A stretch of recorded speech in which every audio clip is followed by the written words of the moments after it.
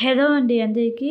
Chennai street famous cup idli ఎలా చేసుకోవాలో చూపిస్తున్నాను. కప్ ఇడ్లీ అయితే చాలా సాఫ్ట్గా ఉండిద్ది. చూసారు కదా ఎంత సాఫ్ట్గా దూది లాంటి మెత్తని ఇడ్లీలు. అలాగే పిండి బాగా ఫెర్మెంట్ అయ్యేటట్టు ఇడ్లీ రవ్వ లేకుండా ఇడ్లీ బియ్యంతో మినపగుళ్ళతో ఇంత బాగా ఫెర్మెంట్ అయ్యి ఇంత సాఫ్ట్ ఇడ్లీలు ఎలా చేసుకోవాలో చూపిస్తున్నాను. ముందుగా నేను ఇక్కడ 2 కప్పుల ఇడ్లీ బియ్యం తీసుకుంటున్నాను. ఇది దోశ బియ్యం కాదండి, ఇడ్లీ బియ్యం. ఇడ్లీ బియ్యం ఒక 2 కప్పులు తీసుకొని 1-2 సార్లు శుభ్రం చేసుకొని ఒక 5 గంటల పాటు నానబెట్టుకోవాలి. ఇడ్లీ బియ్యం నానబెట్టిన 3 గంటలకి మినపగుళ్ళు 1 కప్పు 1-2 సార్లు శుభ్రం చేసుకొని ఒక 2 గంటల పాటు నానబెట్టుకోండి. ఇప్పుడు బియ్యం మనం 5 గంటలు నానబెట్టుకోవాలి. మినపగుళ్ళు 2 గంటల పాటు నానబెట్టుకున్న తర్వాత ఈ బియ్యాన్ని నానబెట్టుకున్న నీళ్ళతో సహా ఒక మిక్సీ జార్లో వేసుకొని కావాలంటే ఇంకొంచెం వాటర్ వేసుకొని కొంచెం బరకగా చేసుకోండి. మరి ఫైన్ పేస్ట్గా కాకుండా ఇలాగ వీడియోలో చూపిస్తున్నాను కదా, ఇలాగ కొంచెం బరకగా చేసుకోవాలి ఇడ్లీ పిండిని. ఇప్పుడు ఈ ఇడ్లీ పిండిని ఒక బౌల్లోకి ట్రాన్స్ఫర్ చేసుకొని అదే మిక్సీ జార్లో నానబెట్టుకున్న మినపగుళ్ళు ఆ నానబెట్టుకున్న నీళ్ళతో సహా వేసుకొని ఫైన్ పేస్ట్గా చేసుకోవాలి. బియ్యం పిండి మనం కొంచెం బరకగా చేసుకున్నాం కదా, ఈ మినపగుళ్ళను మాత్రం ఇలాగా ఫైన్ పేస్ట్గా చేసుకోవాలి. కొంచెం ఎక్కువసేపు ఫైన్ పేస్ట్గా చేయండి. ఒక 5 నిమిషాల పాటు ఇలాగ తిప్పుతూనే ఉండండి మిక్సీ.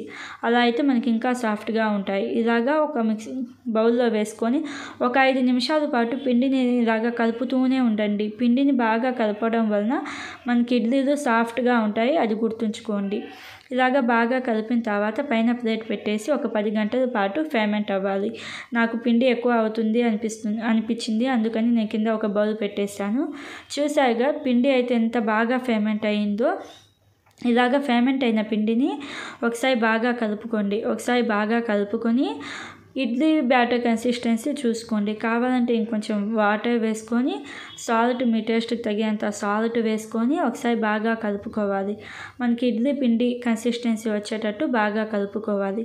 ఇలాగ బాగా కలుపుకున్న తర్వాత చిన్న చిన్న బౌల్స్ ఉంటాయి కదా ఇంట్లో, ఆ చిన్న చిన్న బౌల్స్కి ఇలాగ కొంచెం ఆయిల్ గ్రీస్ చేసుకోండి. ఇలాగ ఆయిల్ గ్రీస్ చేసుకునేటప్పుడే ఇడ్లీ స్టాండ్లో వాటర్ పెట్టేయండి. ఇడ్లీ స్టాండ్ లేకపోతే మనకి కడాయి ఉండిద్ది కదా, కడాయిలో వాటర్ పెట్టేసుకోవాలి. ఇక్కడ నేను ఇడ్లీ స్టాండ్లోనే పెట్టేశాను. వాటర్ బాగా బాయిల్ అయిన తర్వాత ఈ కప్స్ని పెట్టండి. ఇలాగ ఇడ్లీ ప్లేట్సే అవసరం లేదు, నార్మల్గా ఏదైనా ప్లేట్ తీసుకొని ప్లేట్ మీద ఇలాగ కప్స్ పెట్టేయండి. కప్స్ పెట్టేసి ఒక 10-15 నిమిషాల దాకా మీడియం ఫ్లేమ్లో కుక్ చేసుకోవాలి. 10-15 నిమిషాలకు ఒకసారి ఇలాగ ఫోర్క్ లేకపోతే ఒక నైఫ్ తీసుకొని ఉడికిందో లేదో చూసుకోండి.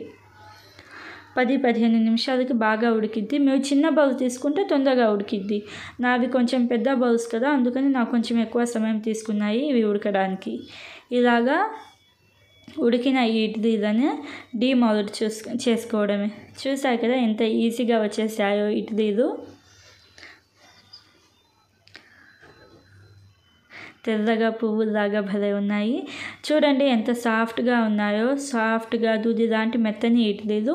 ఇడ్లీ రవ్వ లేకుండా చాలా ఈజీగా చేసుకోవచ్చు. ఒకసారి ఈ స్టైల్ ఇడ్లీ కూడా ట్రై చేయండి. ఈ స్టైల్ ఇడ్లీ కూడా ట్రై చేసి ఎలా అనిపించిందో కామెంట్ చేయండి. ఇలాంటి మరిన్ని వీడియోస్ కోసం మన ఛానల్ని సబ్స్క్రైబ్ చేసుకోండి. Thank you for watching.